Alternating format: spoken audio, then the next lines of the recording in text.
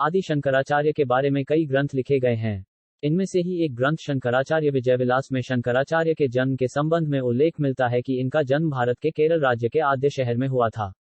वर्तमान में इस जगह को मालाबार प्रांत कहा जाता है। आदि शंकराचार्य को भगवान शिव का अवतार माना जाता है। आदि गुरु शंकराचार्य ने अपने जीवन काल में कई ऐसे कार्य किए हैं जिनको आज भी किसी व्यक्ति के द्वारा कर पाना आसान नहीं है। भारत के 4 धाम का नाम तो आपने सुना ही होगा। इन चारों धामों में आदि शंकराचार्य ने विशेष ज्योतिपीठ का स्थापना करवाया था।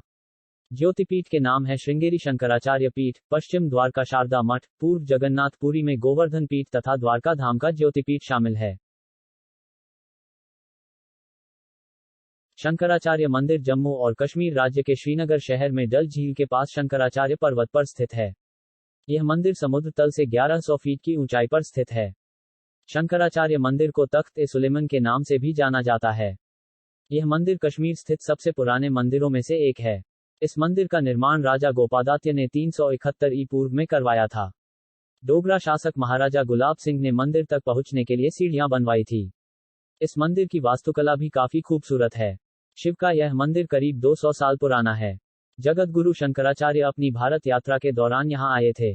उनका साधना स्थल आज भी यहां बना हुआ है, लेकिन ऊंचाई पर होने के कारण यहां से श्रीनगर और डल झील का बेहद खूबसूरत नजारा दिखाई देता है।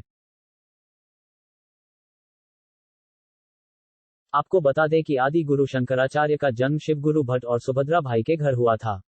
शिवगुरु भट्ट के बारे में कहा जाता है कि यह भगवान शिव के भक्त थे और इन्होंने संतान प्राप्ति के पहले भगवान शिव की घोर तपस्या की थी, जिसके पश्चात इनको एक पुत्र रत्न की प्राप्ति हुई। शिवगुरु भट्ट को भगवान शिव के घोर तपस्या से हुए पुत्र का नाम उन्होंने शंकर रख दिया। शंकर भगवान शिव का ही दूसरा नाम है।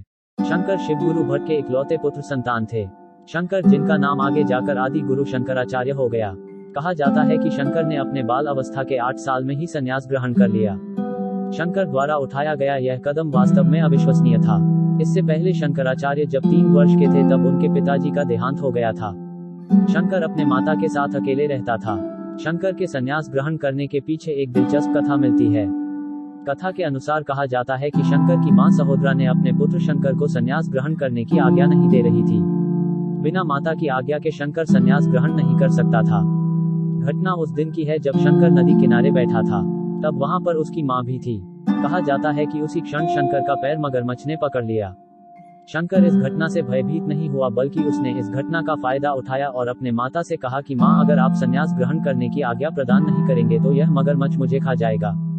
माता भयभीत हो गई थी, जिसके कारण ही उसने शंकर को संन्यास ग्रहण करने की आज्ञा प्रदान कर दी, जिसके पश्चात चमत्कारिक रूप से मगरमच्छ ने शंकर का पैर छोड़ दिया और गोविंद नाथ से संन्यास ग्रहण किया।